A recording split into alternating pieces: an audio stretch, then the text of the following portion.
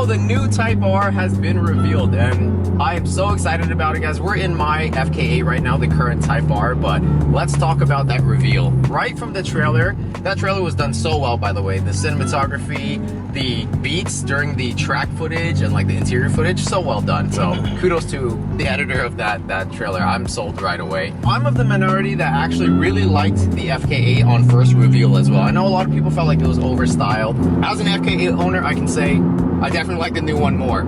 First of all, that vented hood.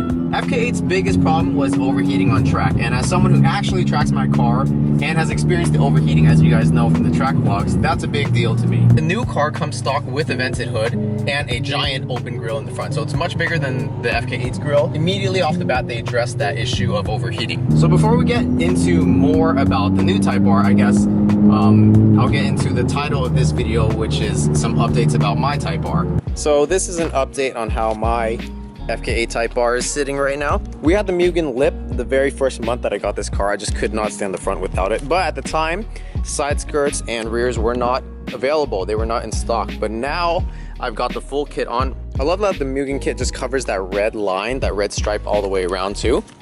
And here are the rears. Me personally, I'm a big fan of the Thanos chin on the rear. People sometimes think the rear is like too aggressive with this, but I think the car knows what it is, right? It knows it's very boy racer. Like just look at it. It knows what it is, so I think that just completes the package and essentially even cleans up that fake vent look. Because instead of the vent being like gapped by the white bumper, it just completes the whole thing to make it look like a giant rear diffuser piece, and I think that just looks way better. We've got the J's exhaust. I don't know how well you can see it, but it's the pie cut turn down titanium tips. I've always been a big fan of J's for their exhaust. Like on S2000, I think it's the best exhaust.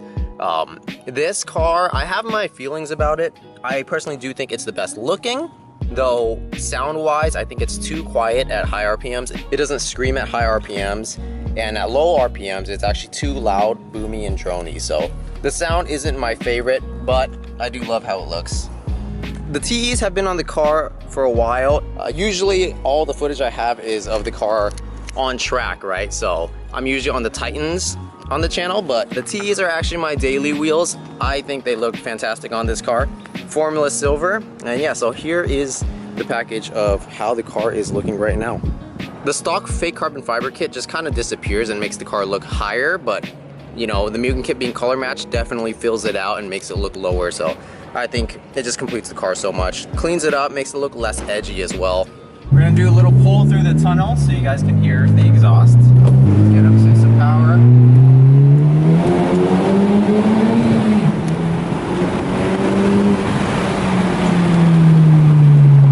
I love its rear wing. There's some NPCs just saying that the rear wing looks like an afterthought, or that looks like Alibaba.